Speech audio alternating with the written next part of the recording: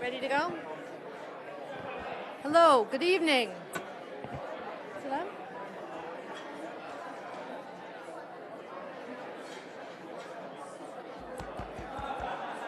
Good evening, everybody. Hello, good evening. We're about to get started. My name is Karen Tucker. I'm the CEO and a board member of the Churchill Club. I'm pleased to welcome you this evening, and we are very privileged and honored to have with us Arianna Huffington and Rich Karlgaard. Arianna and Rich, thank you very much for being here.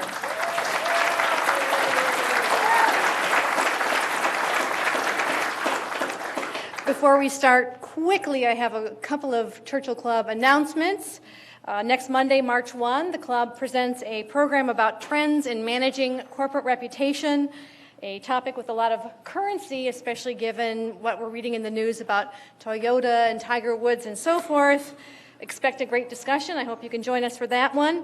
And the morning of March 3rd, we present a program about innovation and change in the legal industry, which some have said could be an oxymoron, but that does seem to be an industry that heretofore was immune to change with all the technology advances and so forth, but we're seeing changes, and we're going to talk about them that morning, so you may read your programs tonight for details, or as always, check our website at churchillclub.org. I would like to acknowledge and thank Microsoft for hosting and sponsoring tonight's program. Thank you so much, Microsoft.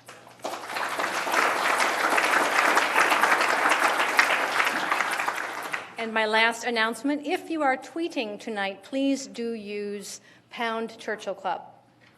Thank you.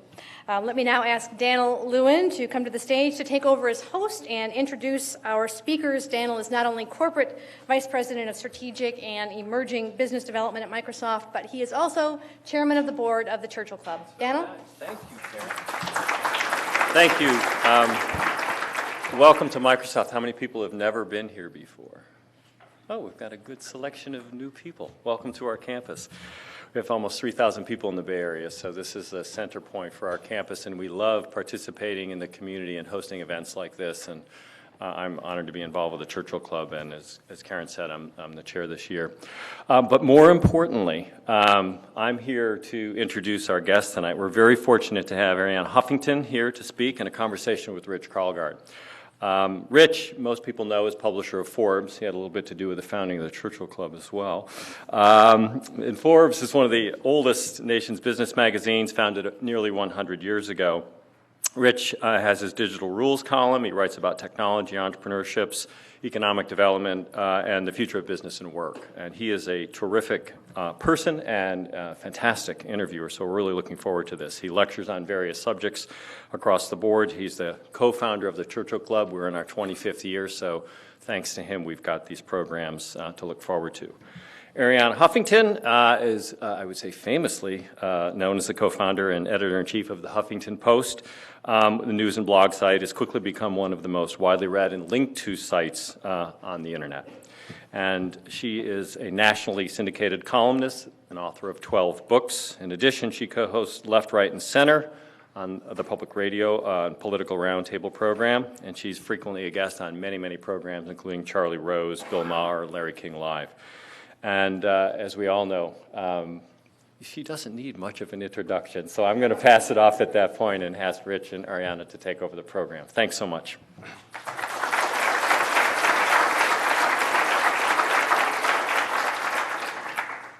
Usually when you do these kinds of on-stage conversations, it's typical of the moderator to get it rolling, maybe take up half the time and then open up questions for the second half. But I detect a lot of interest, so we're going to go to audience questions sooner rather than later. Arianna, what a wonderful career you've had. I envy your career as a public intellectual and entrepreneur of ideas. I want to talk about a number of things tonight. The Huffington Post, how you started that, your insight, how you recruit all these great people to contribute to it. I want to talk about the future of media. What does it mean to traditional media when we have so many of these new media companies coming up? The traditional media companies are under a siege right now. And I want to talk about politics, and not so much, I think, to get into a partisan squabble, but really to really kind of elevate it, because I think everybody in this room has real concerns about the body politic right now. Things seem very fragile. It certainly seems the most fragile it has that I've seen since the Watergate days. But let's start out with the present first and work more backward, talk about your career a little bit, and then politics. The Huffington Post. What was the animating idea behind it? Well, first of all, thank you so much. It's really great to be here. And you already made me feel extremely welcome. We had a fascinating discussion about my handbag that you are considering as a birthday present for your wife. I hope she's not here so we don't surprise, you can still surprise her. So I like this combination of intimacy and technology. And in a way, that was part of the idea, the animating idea behind the Huffington Post, that how to take conversations that we have in our lives about everything, from politics to handbags, and put it online. And that was at the time, May 2005 when we launched, before the idea of a collective blog was as prominent as now. We were really the first sort of collective blog. And one of the things that my co-founder, Kenny Lair, and I really wanted to achieve was to bring people into the online conversation who had not been online and who probably would never be online. So the first person said that I invited to blog was Arthur Schlesinger. And I called him up and he said to me, what's a blog? And I started to explain, and he said, let me take you to lunch at the, was it the Churchill Club or some kind of Century Club in New York, the Century Club. And I remember he and I were the youngest people there. That gives you an idea of the Century Club. So it was a kind of strange background in which we discussed blogging. And he said to me, you know, I don't really use a computer. I have this old typewriter I write on. I said, don't worry. You can fax me your blogs. And literally, he would fax me his blogs. But so whenever there would be something in the news that would get his interest, I remember when the President Bush at the time, gave a speech that mentioned the Yalta Agreement, and Schlesinger had been there. He just sent me 2 paragraphs about why the president was wrong on the Yalta Agreement. And as that arrived by fax, I thought, that's it. That's what I wanted, you know, to be able to have people join the conversation in real time in a way that otherwise they wouldn't do. Because sure, Arthur Schlesinger could write an article for the New York Times anytime he wanted, but would he really take the trouble, you know, to connect with editors, be edited? So that was one of the animating ideas. And the other animating idea was to be a curator of news, not just an aggregator, because we have our own point of view. So we kind of decide what we consider the most important story, the less important story. So there's a combination of news, 24/7 refreshed, a collective blog of interesting voices, some established, some new, and a very vibrant community. Well, it is an interesting collection of people that you brought together. I mean, traditional journalists, historians like Arthur Schlesinger, people from Hollywood, people who are smart and opinionated. I mean, so you have leveraged your celebrity well to recruit all of those people, because I imagine you're not paying them a fortune to write for Huffington Post. Well, let's talk about that. Because we need to distinguish between the people we pay, and we pay a lot of people. Fred Harmon, who is on our board, knows how many we pay. He's our major investor, so we're very grateful for what he's made possible. And as we were just discussing in our board meeting, we now have over 100 full-time people. So we pay a lot of editors, we pay a lot of reporters, we pay obviously our tech team and our marketing team. Our bloggers write whenever they want, they have no deadlines, there are no expectations. So for them, it's really whenever they want to enter the conversation, they do so. So about 3,000 people have their own password, so they can write anytime they want. And at the same time, we get thousands of submissions that our editors go through and decide what to post. But the larger conversation that would be interesting to have here is to understand what has happened with self-expression right now, that people constantly express themselves for free, you know, whether it's editing Wikipedia entries or updating their Facebooks or tweeting. And while in the past people would spend perhaps hours on a couch watching TV, now self-expression has become the new entertainment. And a lot of people in old media, I'm counting you out of that, don't really get that. So they don't quite understand, why are these people blogging for free? Or why are they editing Wikipedia entries for free? They never said, why are they watching bad TV for free? One of the things I'm impressed about your site is that the level of conversation in the comments stays pretty high tone for quite a long period of time, and that's not true of a lot of opinion sites. And as a blogger myself on Forbes.com, I've noticed a Gresham's law. You know, bad commentators drive out good commentators. The nutters drive out people who have something to really contribute, because the nutters, by definition, have way too much time on their hands. My friend Quentin Hardy, my colleague, calls them raging cubicle monkeys. And how do you? But you seem to do either you're drawing you're drawing a better group of people to begin with, which I assume you are. You've got some kind of self-policing among the commentators themselves, or are you actively sort of moderating the comments? Well, we are actively moderating the comments. That was a very deliberate decision early on, which was a significant monetary commitment for us, you know. And that was because we wanted to keep the conversation at a level where people would really want to participate. And you're absolutely right about Gresham's law. So we actually have 30 part-time comment moderators who are working 24/7. And every blog post is automatically pre-moderated, so that if we invite you and you agree to cross-post, say, whatever you're writing or whenever you feel like it, you would at least know that this would be a civil environment. People may disagree with you, but they're not going to call you names. And on the news side, our editors decide what to put on different levels of pre-moderation depending on how volatile the subject matter is. Yeah, well, I think it works very nicely. Now, you use the word curator as opposed to just a simple aggregator, and a curator along a certain point of view. I forget the words that William F. Buckley used when he founded National Review in the 1950s, but it was a wonderful phrase to describe the way that we look at the world at this political opinion journal. How would you describe the worldview of the Huffington Post? I would describe it as beyond left and right. I would describe it as identifying what are the areas where the majority of American opinion is, if we really analyze it. Let's take, for example, what's happening on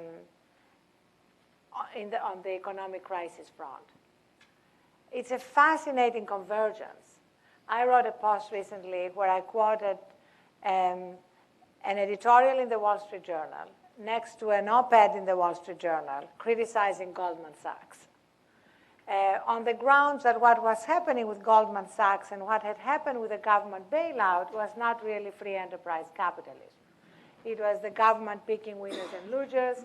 It was certain companies being able to make huge profits for their traders and their shareholders while being backed by taxpayer guarantees, which are ongoing. Even after these banks returned the bailout money, as you know perfectly well, being the publisher of Forbes, they still benefit from almost zero financing at the Fed window and deposit guarantees, et cetera, et cetera. So this is one of the areas where we want to define the beyond left and right positions, where people who would be considered liberals and people who would be considered conservatives actually agree that we need to redefine capitalism, and that what we have right now is a very broken system, and that we need to get to capitalism 2.0. So that's one area. Let's take another area in foreign policy. Afghanistan. You know, we consider this a tragic decision by the Obama administration. Afghanistan is not in our national security interest. So when George Will came out and wrote a very cogent piece opposing escalating in Afghanistan, we splashed it on the Huffington Post. That's what I mean by curating. And the headline was, Beyond Left and Right, George Will opposes escalating in Afghanistan. And yet, a lot of mainstream moderators continue to look at Afghanistan as right versus left. So if you say you're opposed to escalating in Afghanistan, you're assumed to be on the left, while many conservatives are against that kind of investment of treasure and life for something that is not in the national security interest of the United States. Well, another one that surprised me pleasantly is occasionally I'll find John Mackey, the founder of Whole Foods, contributing. And John Mackey wrote a piece on the op-ed page of the Wall Street Journal arguing against Obamacare, saying here's how we do it better and cheaper, more effectively at Whole Foods for our own employees. And he was absolutely trashed by the left. But I love the way you are willing to kind of break the mold and have, I read it because I'm always surprised. You know, just when I think you're falling into a certain definable position, you know, you surprise me in pleasant ways. Well, we invite conservatives constantly to participate in the debate on the Huffington Post. Tony Blankley, for example, you know, the former press secretary of Newt Gingrich, is a regular contributor. John Fund writes for us, Daniel Crittenden, David Frum. A lot of conservatives regularly contribute. I want to talk about, before we talk about the sort of the present political turmoil and standoffs going in Washington, but you were formed in 2005 and in 2008. 3 years after your founding, you played an enormously influential role in the Democratic primary.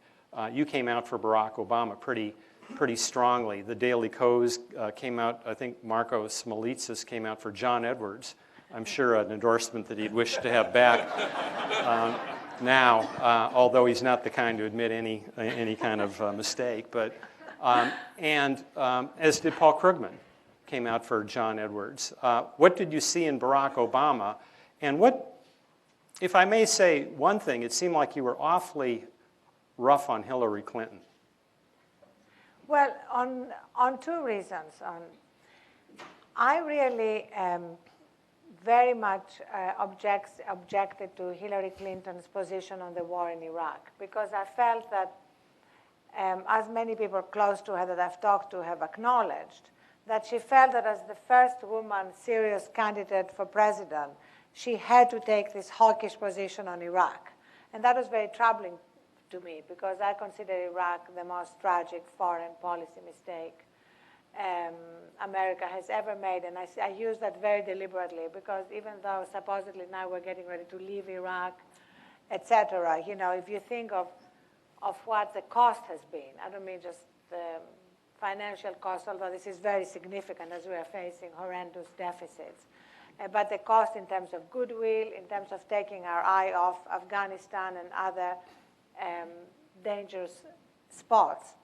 That was, for me, a major issue, and Barack Obama caught my attention because of his position on the war in Iraq. So as you can imagine, I'm particularly disappointed now that he's taken the position he has taken on Afghanistan. And the Huffington Post has been very critical of Obama and the administration. Coming off the 2008 election, many people expect us to be kind of cheerleaders, and were surprised when we were not. What should he be doing that he's not doing? Well, he should be firing Larry Summers.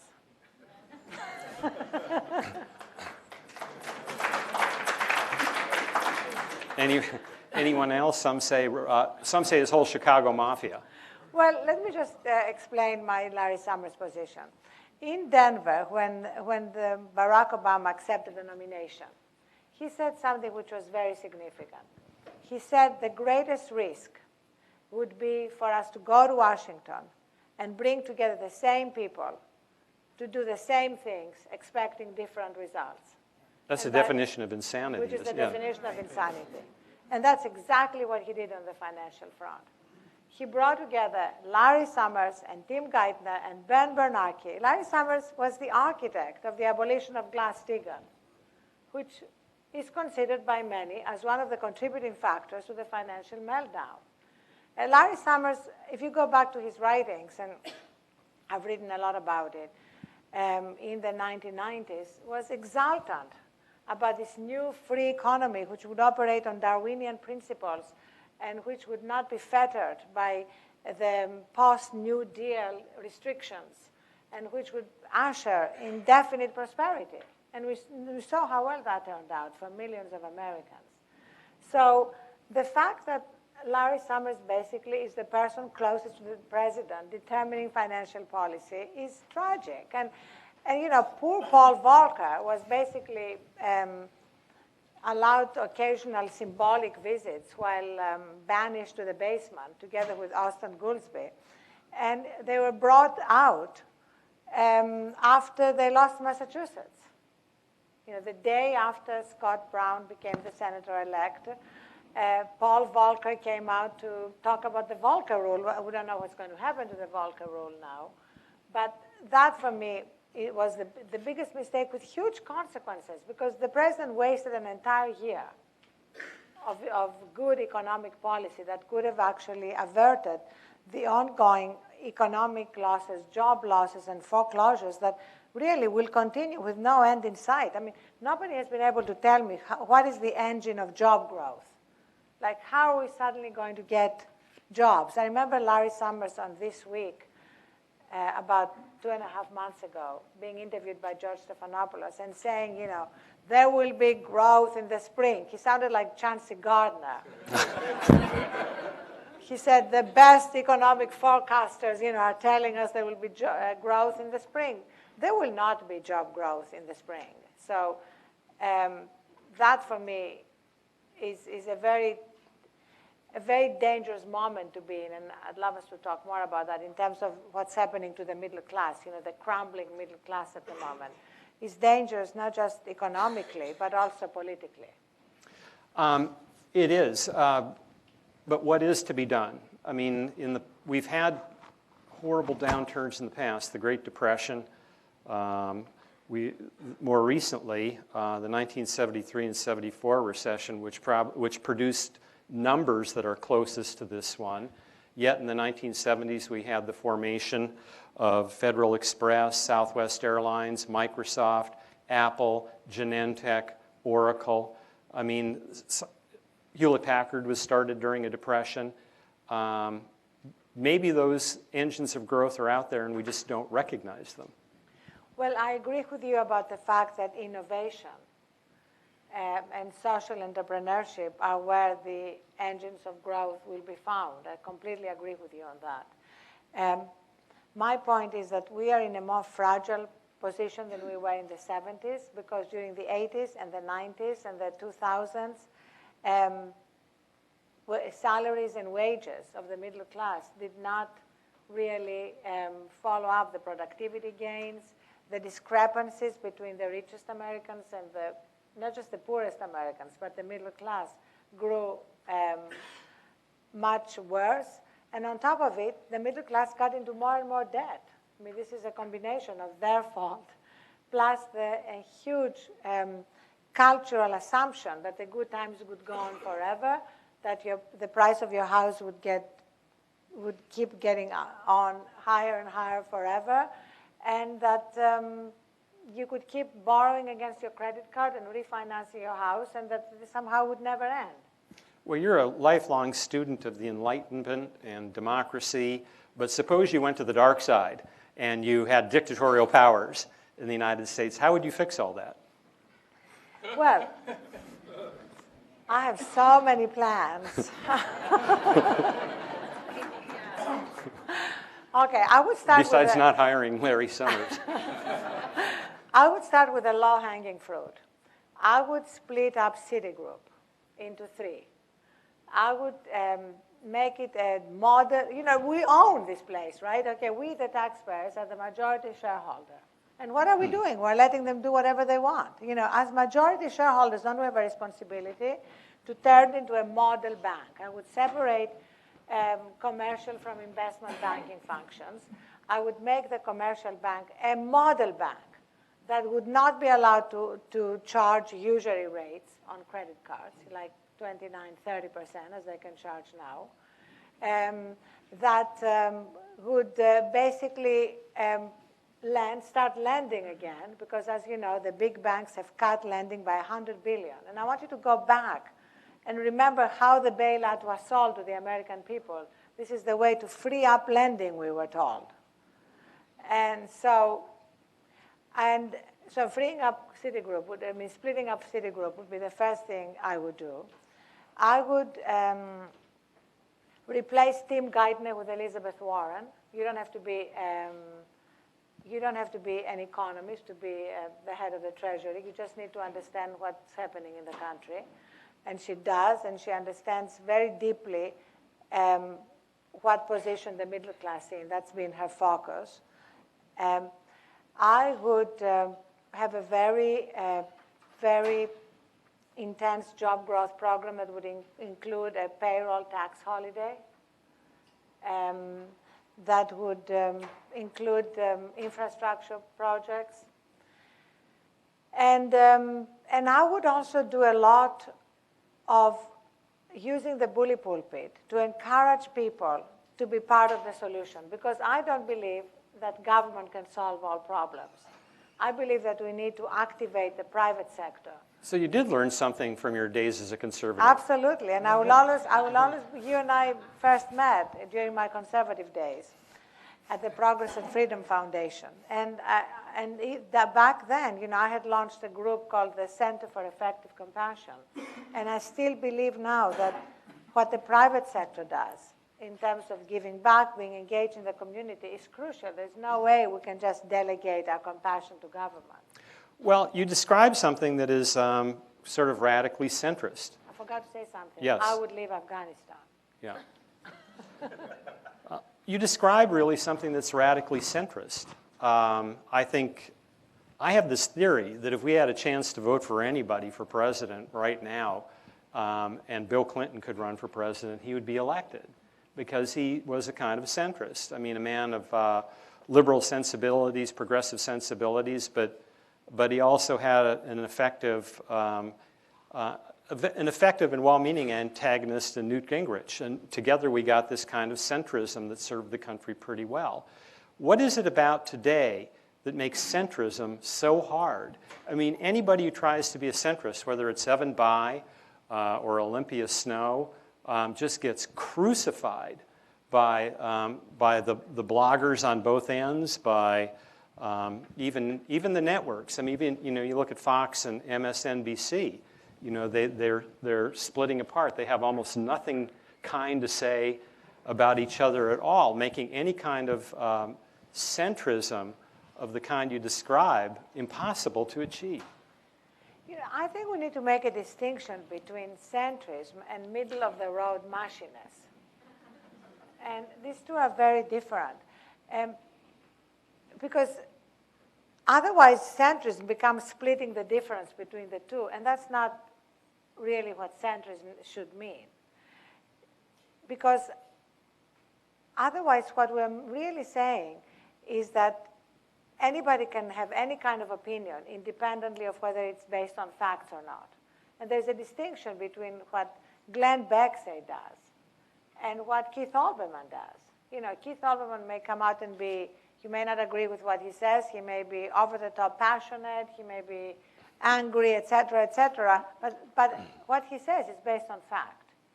Glenn Beck is based on an overheated imagination that sees people being slaughtered, that sees, he says things like, who is going to be next for the killing? And presents, the Obama administration like some Bolshevik revolution, which is really hard to fathom. He did out a Tea Party truther in the Texas gubernatorial race, though, who basically comes out of the radical Ron Paul wing, which is basically a reincarnation of the John Birch Society. So he occasionally does some good things. He does the occasional thing, but when I was on This Week with Roger Ailes and I pointed some of these things out, his response, which Glenn Beck also had the same response the next day, was, oh no, when he talked about people being slaughtered, he was referring to Stalin and Hitler. But there is video. and we put it up on the Huffington Post, and he wasn't. He was referring to the Obama administration. And I think that is dangerous. I think especially at a time of fear and anxiety, to revert to that kind of conspiratorial mindset appeals to the worst in people. But the problem with the internet is that the nutters now have a way of finding each other. And they now feel validation in being a nutter. And so, you can propose some wild conspiracy theory, or you can have, put out poisonous stuff, be it engage in child pornography, anything that's really off the acceptable grid, that in past, you would have felt ashamed. There would be some semblance of shame. But when you find your fellow nutters and your fellow pervs out there on the net, it's almost like a validating thing. And we now have this sort of centrifugal force in American politics that is sending things to the periphery. So I don't believe that we need to that the middle necessarily has to be mushy. It can be enlightened and future-oriented, fact-based, reason-based. In terms of the internet, it's interesting because obviously it makes it easier for any nutter, as you said, to gain credence among his fellow nutters. But it I am the king of the nutters. But it also makes it easier for these voices to be discredited. It makes it much easier for the truth to emerge. And I think what's happening now with the instant production of pre-existing video that challenges what people are saying now and compares it to what they said a month ago or a year ago. I love that. I love these juxtapositions that have made Jon Stewart famous. And it makes it much harder to just have a different kind of opinion depending on where the political winds are blowing. Well, before I open it up for audience questions, describe your own political evolution. As I say, I think I ran into you in a conference in the mid-1990s, the Progress and Freedom Foundation, which is sort of right libertarian, I guess. But a lot of it came around the inspiration of Newt Gingrich. I know you were friends with Newt Gingrich. And what have you evolved, or has the system evolved and you've stayed constant? No, I have evolved. The system has devolved. Well, I'll tell you everything you want to know about my relationship with Newt Gingrich. In 1992, I gave a speech in Washington on, and the title of the speech was, "Can Conservatives Have a Social Conscience?" And the speech was carried by C-SPAN.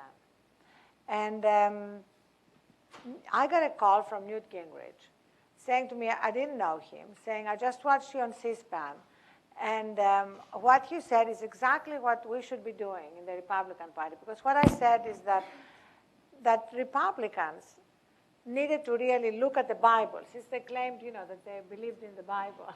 The Bible wrote a lot more about our responsibility to the poor, and that we shall be judged by what we do for the least among us, and that from whom much is given to him, that much more shall be expected, and wrote nothing about abortion and gay rights, etc. So that was my speech, and so he invited me to speak to the caucus of the Republican members and about these themes. And he really made me believe that was something that was going to be very important if he became Speaker in '94. And if you go back and read Newt Gingrich's speech when he first became Speaker, it was an amazing speech. He praised FDR. He talked about how our responsibility to the poor is greater than our responsibility to balancing the budget. That was strictly radical compared to what's happening now, compared to what the Republican Party is, Newt Gingrich is, the country is. And I really thought that he meant all that. And then it turned out that he didn't. And I started a syndicated column, and I started being critical of what they were doing very early on, I would say about 1995. And the final thing, the thing that ended our relationship, was that I wrote in '96 a column criticizing their drug war policy. Because Gingrich was critical of Clinton at the time, saying they're not doing enough to fight the drug war. And I wrote a column saying Newt Gingrich claims that the war on poverty cannot be won in Washington. And now he thinks the war on drugs is going to be won from Washington. And he took he cut the column out of the Washington Times. And on the margin, I have it framed in my house if you want to come see it, he wrote, "This column is strategically counterproductive. What good does it do to take on your allies so soon before the election?" He didn't say this column is wrong. He didn't say I don't agree with you. He called it strategically counterproductive, which seemed very Leninist to me. And, and I thought, I'm not an employee of the RNC, and I don't do counterproductive for what's good for you guys. And that was it. I thought, I don't belong here. Well, let's open up for audience questions. We have many. Yep, mics going around the room. How do you want to? Okay, we got one here. I think everybody here is very familiar with the innovator's dilemma thesis and the general difficulty that incumbents have in responding to innovators. But notwithstanding that, I'm genuinely surprised at how poorly the traditional media companies have responded to the internet and things like the Huffington Post. And so this is for both of you guys. Why in an industry that seems fairly dynamic and about information is the business leadership of the traditional media grappling with so much difficulty with the new media? You go first, Rich. I know. Notice how this is positioned. Arianna good, us dumb. Forbes is over 90 years old. It's a third-generation family-owned company. It's like a lot of traditional media companies. We are on the wrong end of the innovator's dilemma. We've been there, and we've been moving as rapidly as we can to get on the right side. And you find out that it's just hard to let go of some things that you thought you could do. There's a wonderful phrase that Clayton Christensen has about margin retreat.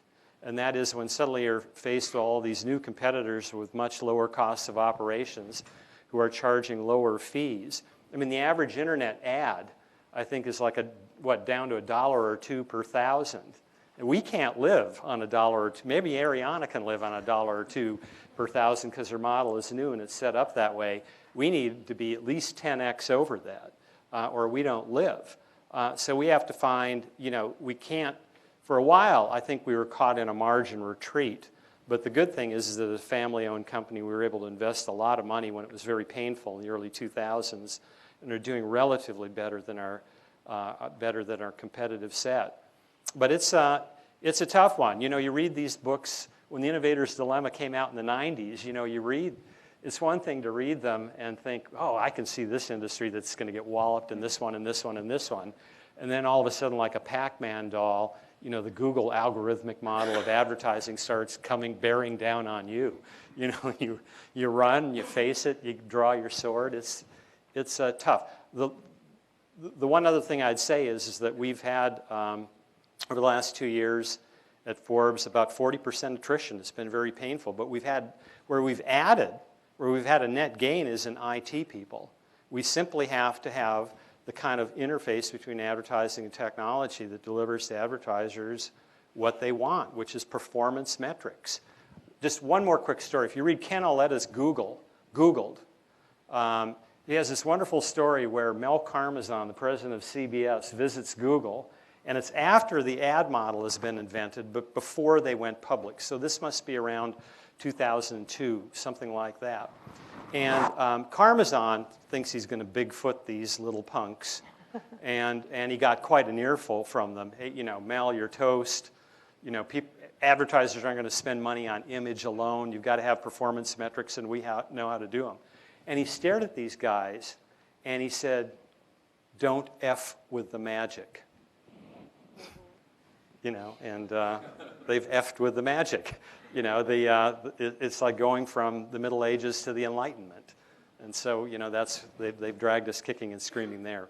But Arianna's who you want to hear from because she's pulled it off from scratch. No, I think, first of all, I don't think anybody has pulled it off. I think this is a work in progress. I think we are constantly looking at the advertising models. I don't think it's just CPMs, looking at sponsorships, looking at bringing advertisers in different ways, provided there is clear demarcation between edit and advertising. I mean, I think advertisers need to innovate. I mean, there are many, many ways in which to advertise online that haven't yet been invented. And that's really where a lot of new thinking needs to happen. I think the answers are being invented every day. There is no finished product. I mean, everything is a work in progress. The minute we thought we had it, we would die. We are constantly evolving. If you look at the Huffington Post now, it's unrecognizable to what it was in May 2005. We were just one section. We now just launched 2 new sections this week, so we're up to 19 sections. We just launched College, for example, which has been a big success on Monday, with partnering with now up to 80 colleges around the country, from Ivy League colleges to state universities, and providing a place where there can be a conversation among college kids and academics. And the first big story, which was crowdsourced, because we're using citizen journalism more and more, was about student debt and what it means. And people had a place to come and tell their story. So basically, it's an amazing time to be in this business. And I think what you've done with Forbes.com is great. I don't think it's just the new kids on the block who are going to be doing the reinvention. I think legacy publishers are waking up and are doing a lot of good things. The New York Times is doing a lot of good things with Twitter and Facebook and creating their own applications. So the turmoil is also an amazing time of innovation. Well, I think what we have that buys us time is a brand, a real brand. And I think what you've done in an extraordinarily short period of time is create a brand. Your investors are happy that you've done that. A brand that you can extend across different, beyond just sort of political commentary and salon-like talk, not capital S salon, but you know what I mean. And, I mean, you've got a wonderful platform for brand extensions because your brand has become so powerful in such a short period of time. Well, actually, right now, the traffic that we get from our politics section is only a quarter of our whole traffic. So, and our traffic, the new sort of ComScore numbers have us at about 26 million uniques a month. And a lot of that traffic is now coming from entertainment, from media, from style, from living. And I'd love to talk to you. Can I ask you a question? Sure. Our living section is like my obsession because it deals with a lot of the issues that you're dealing with, like in your book, the book about moving to small towns and changing your life. I love that because I feel that there's a tremendous amount of rethinking of our priorities and our lives going on. Especially in the middle of this economic crisis, it's been accelerated. And so I'm really interested in, we are calling it in our living section, unplug and recharge. How everybody here is incredibly hyper-connected. And how do we unplug and recharge and connect with ourselves and our own wisdom and our own insights? And I think that's where creativity comes. I mean, look at Winston Churchill. After whom I presume the club is named, unless there is some geek called Churchill that I haven't. Well, he was a great napper, and he said that his best ideas came after a nap, and we in our present kind of crazed, speedy world, we think that sleep deprivation is the way to success, and especially you guys, men, I think, have turned sleep deprivation into a virility symbol. So I think, it's time to reevaluate all that. And so I want to hear about your book and how it came about.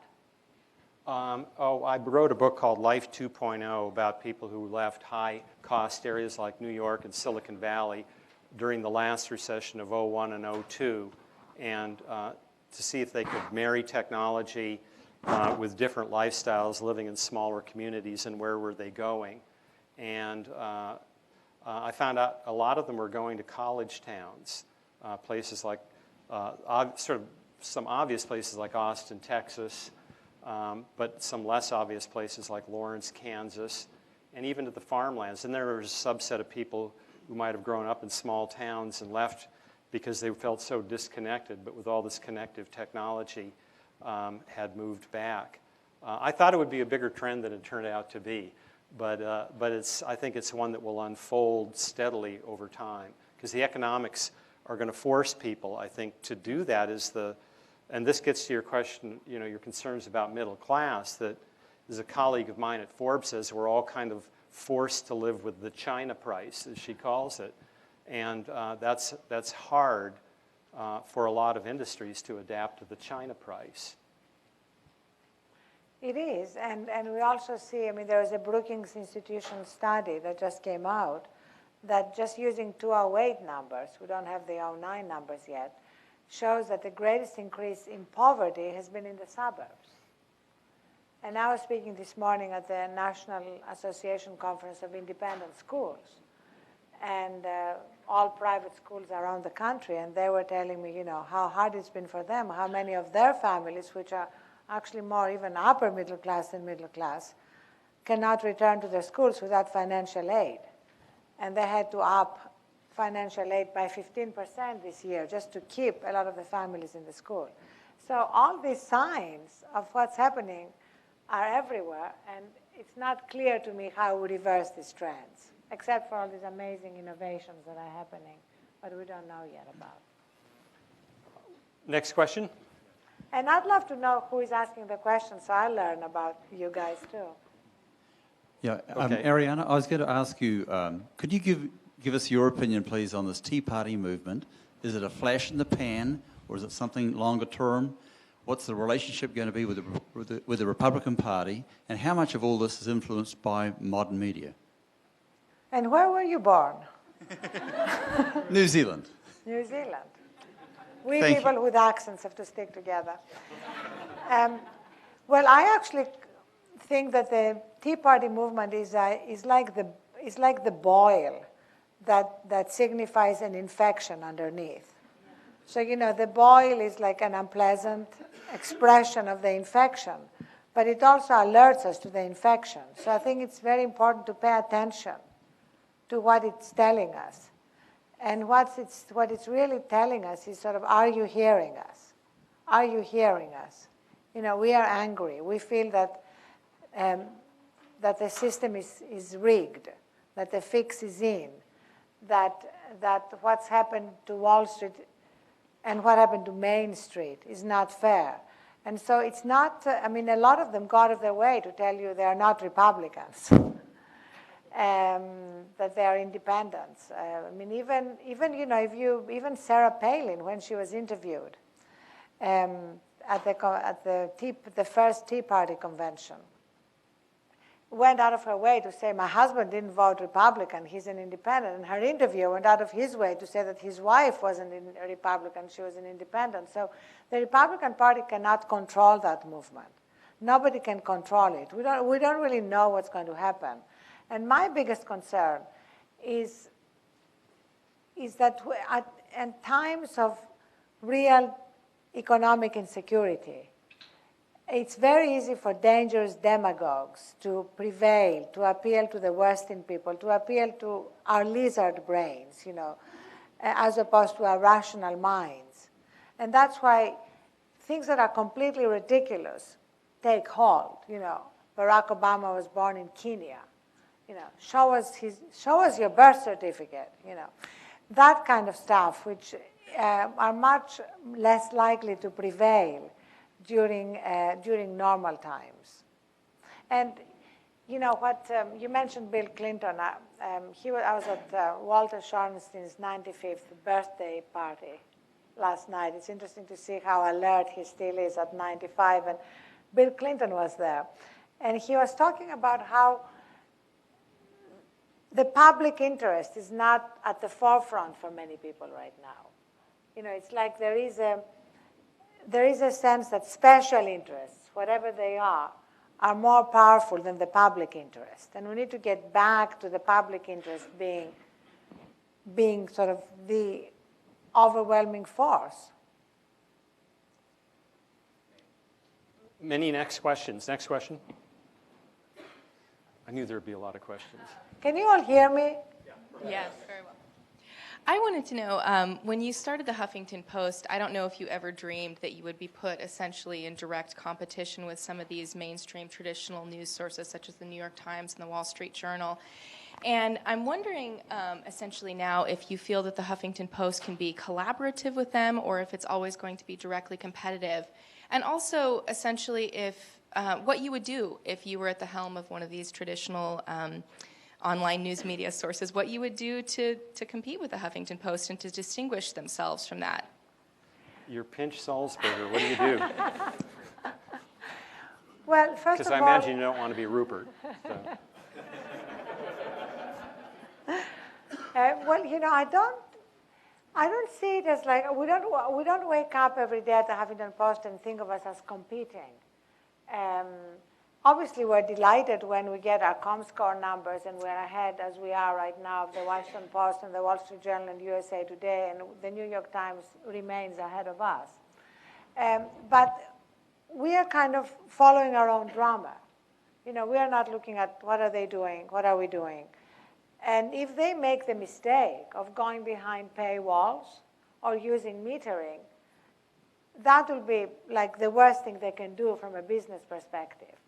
Because for news and opinion journalism, that is really not a model that you can return to. You know, the famous Greek philosopher Heraclitus said you cannot enter into the same river twice.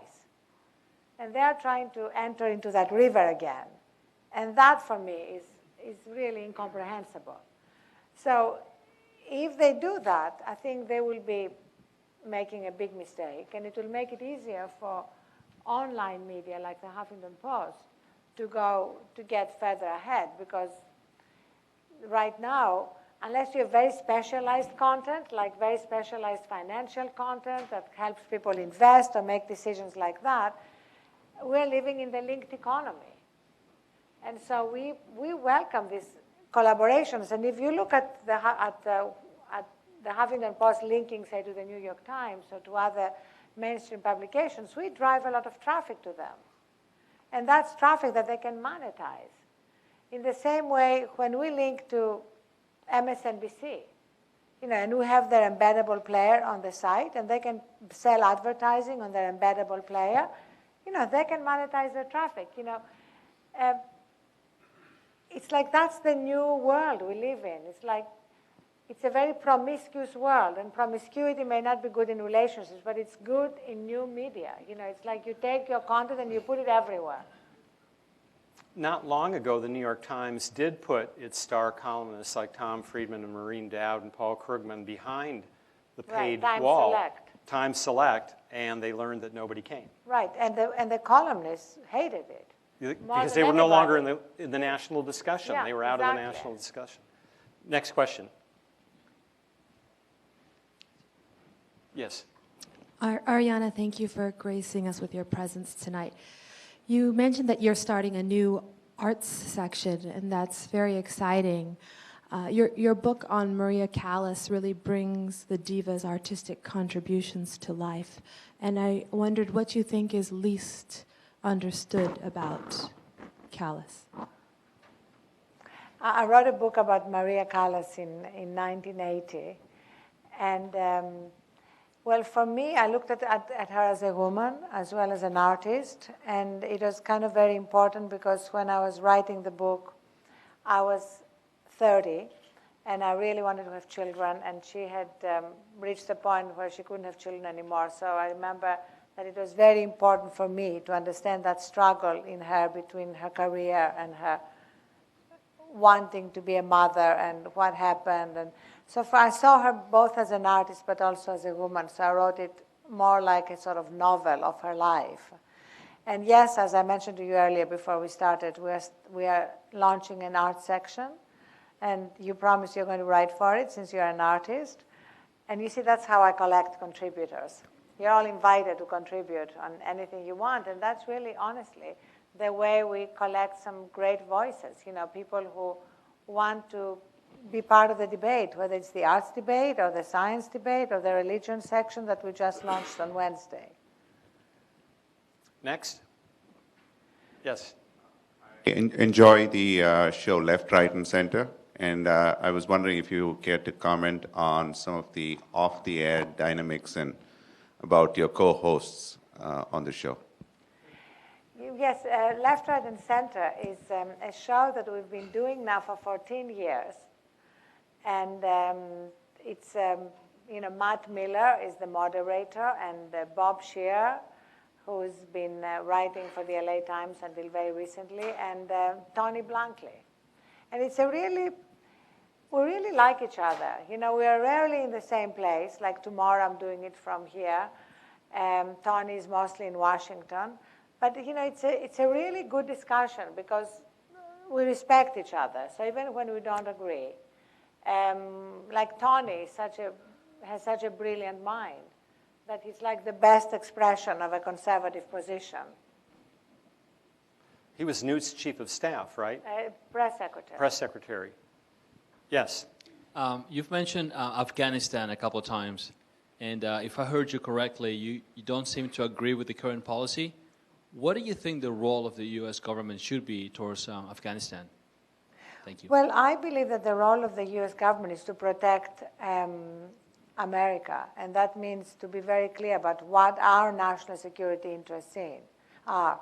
And if you look at Afghanistan, by the administration's own evaluation, there are only about 100 al-Qaeda members left in Afghanistan. So since we consider al-Qaeda the main source of danger for this country, what are we doing there?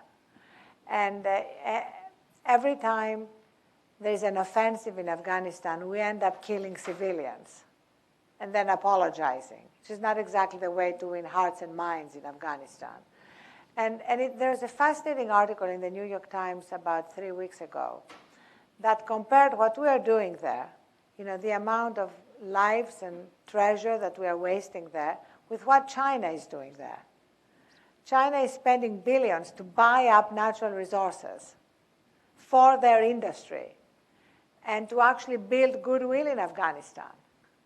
So they're looking ahead at the future of their economy.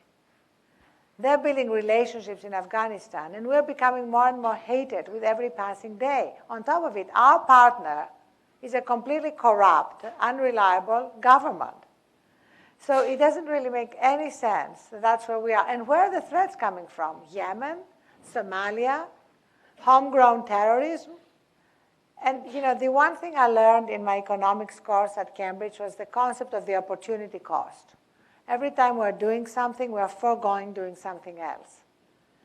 And that is, for me, the greatest danger, that we are taking our eye off real threats, including in our own airports. We have this charade of taking our shoes off. And that's why I feel so strongly about it. And when we're covering it pretty exhaustively, we started a live blog with a lot of the people who have the best sources in Afghanistan. So if you want to know about it in a granular way, come to HuffPost. Yes. Arianna, back to politics for a second. The rise of the independent voter has never been greater than now, I think, stretching back over the past 30 years or so. The Republican Party and the Democratic Party both seem to be polarized by characters such as morons like Sarah Palin for the Republican Party, and perhaps more locally, morons like the San Francisco Board of Supervisors. What do these parties need to do to try to take back some of people who feel completely disaffected by both? It's the Gresham's Law again. Yeah. Well, that's a very important question, because the rise of the independents is going to be a big phenomenon in the 2010 race. And I think that both political parties need to demonstrate that they are hearing what's happening in the country. And I really think it comes down to what's happening to the middle class, because the middle class is the foundation of this country. and what has made it possible for us to grow without huge animosities. And it's really true that people in America don't feel bad about other people having a lot more money. It's because there is always that upward mobility. There is the sense that you could participate in the American dream. And that is shattering. You know, now there is that sense that there is a downward mobility, that your children most likely are not going to do as well as you did if you're a member of the middle class. Now that is a horrific feeling. And I think that's what independents are responding to. And both political parties need to have an answer to that. Next. Hi. I wanted to first tell you I love your site. I find it incredibly intellectually stimulating, and I love the book recommendations, and I love the comedy section. It's one of my favorites. Anyway, I wanted to kind of go back to your conversation that you were having about not relying on government to help us out of a lot of the dilemmas and difficulties that we're having. And I just wondered if you had any kind of, because there's so much happening where you see that both political parties are pretty ineffective and we can't really get anything accomplished. It just seems like the special interests really have us locked down. So is there any kind of vehicle or channel that you're going to be starting to implement or have already started but are maybe going to emphasize more that can help us sort of do more of a grassroots effort in making something happen to help benefit this middle class that's struggling like it is? So, well, yes, we actually started something just before Christmas called Move Your Money. I don't know if you heard about it. But it came out of a dinner conversation that I was having with Eugene Jarecki, the filmmaker, and Nick Penniman, who runs our investigative fund, and Rob Johnson, who's an economist at the Roosevelt Institute. And we're talking about how these big banks that are too big to fail are just getting bigger. And community banks that are more likely to lend and help small businesses and help job creation are in trouble. On top of it, because mark to market is being applied to community banks very strictly, but not to the big Wall Street banks. So Eugene came up with this idea of making this video that it was just before Christmas, so he took It's a Wonderful Life and Mr. Bailey and Mr. Potter and contrasted the two bankers and juxtaposed it with what's happening now, and we launched this website called moveyourmoney.info. And Fred, don't worry, we didn't use Huffington Post money. It's we got a fund from the Tides Foundation, so it's an independent little operation that basically has caught fire. And thousands of people have moved their money, and they've written about it, and they've videotaped themselves moving their money, and they wrote how empowered they were, that they could do something, and go to their community banks. And then it's spreading now around the states. The state of New Mexico voted 65-0 to move the state money. And the other day, I was having breakfast with Harry Reid, and he had just listened to a 10-minute thing that NPR did on Move Your Money. And when he arrived, he said to his chief of staff, I want you to move the money of my PAC and my campaign to a community bank. So it's just happening. We're not doing anything anymore. But these are the best kind of grassroots campaigns, when you put an idea out there, and then it takes off on its own. And tomorrow morning, I'm taping a segment for next Sunday's CBS Sunday News. Diane Sawyer did it on her show. And it's just really an expression of people's frustration and wanting to really do something themselves. And these are, for me, are the best kind of movements. Let me ask a follow-up. Are there other deep structural changes besides financial reform that are needed? I know a lot of liberals and progressives right now are frustrated by, the makeup of the Senate. That every state, from Wyoming to California has the same two senators, and so there's this. The population isn't represented fairly according to that argument, and this creates this kind of gridlock where senators representing 15% of the population can hold up critical legislation that affects everybody. Those sorts of arguments. I know Lawrence Lessig, formerly the Stanford Law School, where is he now? Harvard. Has talked about we really need changes in the patent and copyright system. And there's some deep fundamental things. Do you subscribe to these ideas, or are you driving others of these ideas that can make America more governable and functioning in the 21st century? Oh, absolutely. I think that what's happening in the Senate is completely dysfunctional. I mean, the abuse of the filibuster, which was definitely not intended to be used to stop low-level administration appointees from being able to be appointed. I mean, if you win an election, you should be able to nominate who you want in your government if you're the majority. And now the way that the Republicans are presenting reconciliation as the nuclear option, which it is not, is just another way in which government is completely dysfunctional. So yes, anything like that, including challenging the Supreme Court decision that treats corporations as individuals and campaign donations as free speech. Well, unions get that right. Well, yes, I don't think either of them should get it. Next question. I've noticed that the Huffington Post has published articles supporting the anti-vaccine movement and homeopathy, and I wanted to get your thoughts on that.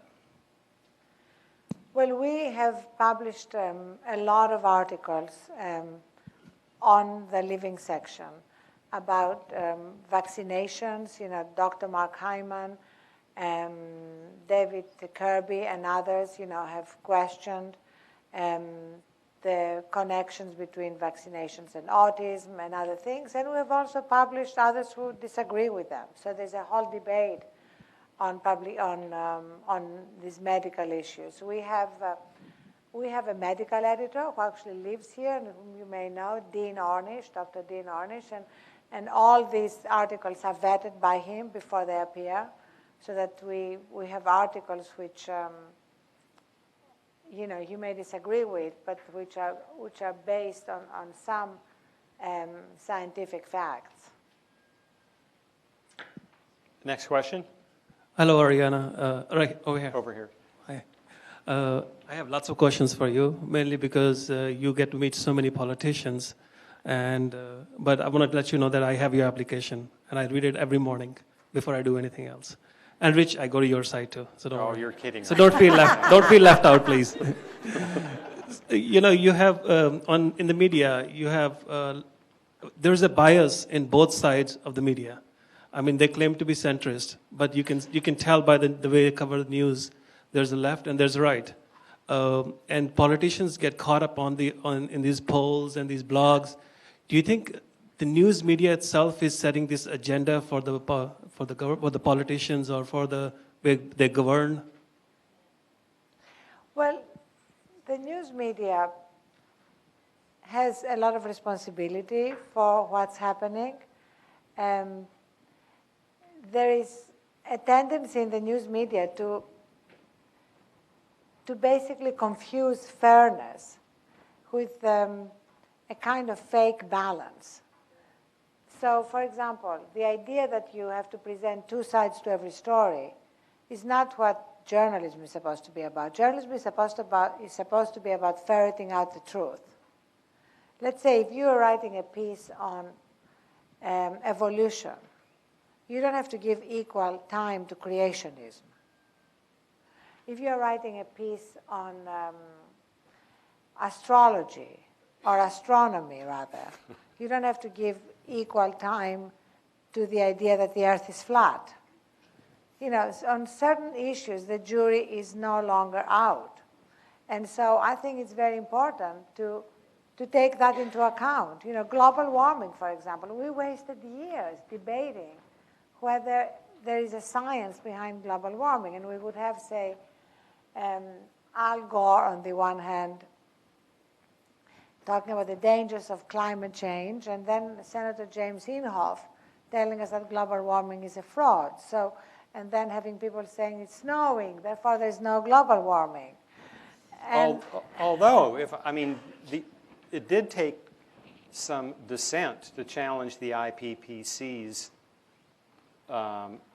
methods of gathering and distributing this information and subjecting it to peer review. And that was great. There wasn't the consensus that, as was claimed. No, I think that pointing out what IPPC had done was perfectly legitimate. But the idea that generally there is no global warming, the James Inhofe idea, I use him as a symbol for that viewpoint, is just really not based on any science.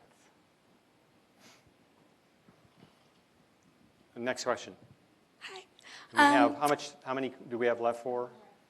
Two more. This one and one more.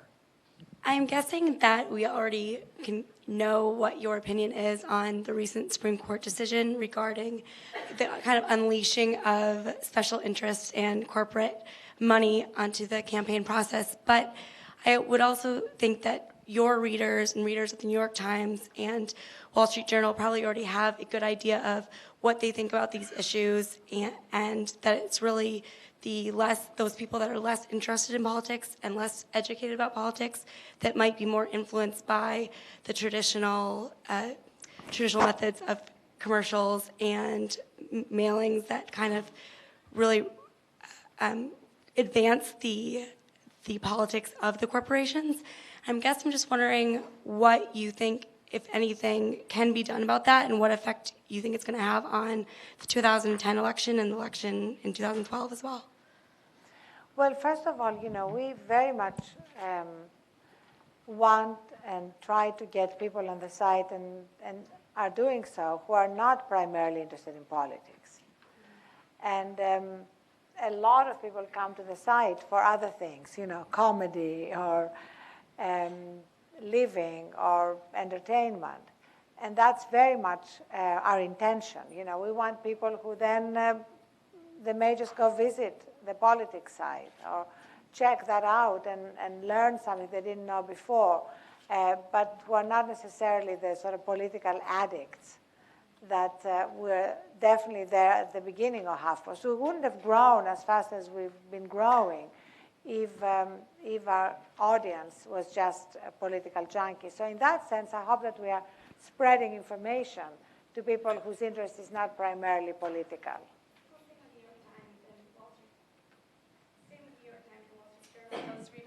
It's not all politics, but I guess really, I'm wondering what effect you think the Supreme Court case will have, like, over the traditional media. A lot now, TV will be a lot more relevant as more and more of the corporations can put more commercials on, send out more flyers. Just wondering what effect you think that will have, and will it drown out, media like yours, your politics section, or the New York Times politics section?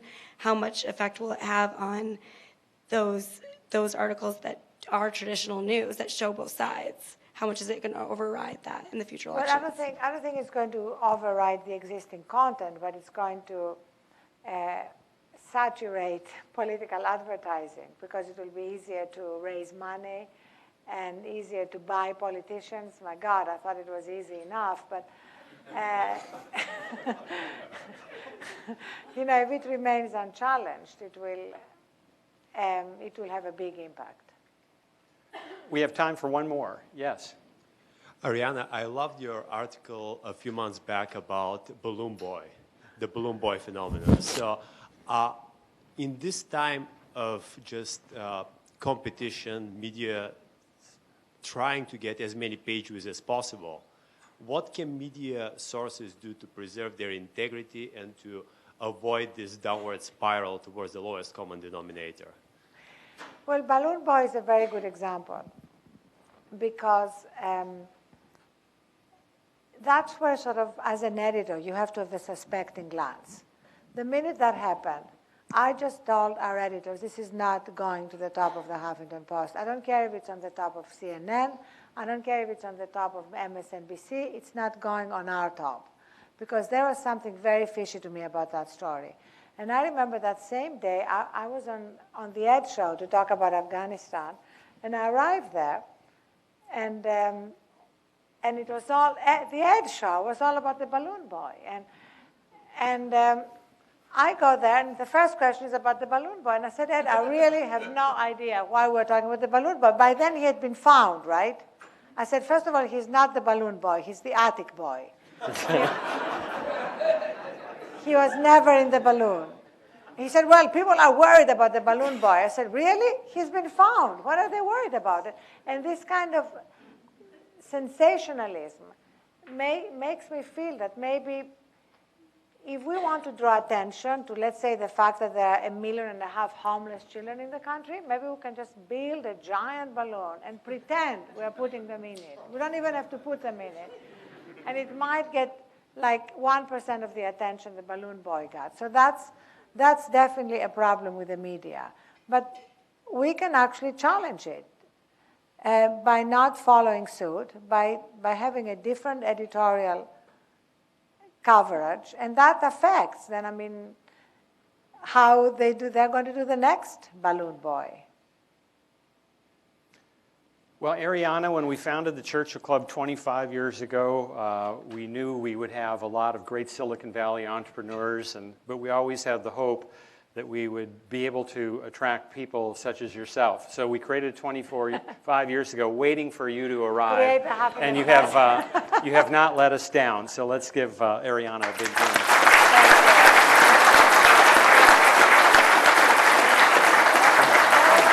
That was a lot of fun.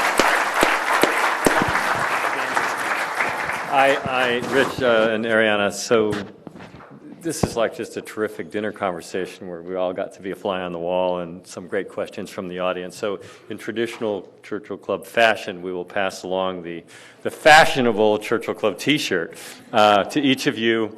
And thank you for your participation, and thank you all for coming tonight. Thanks very much.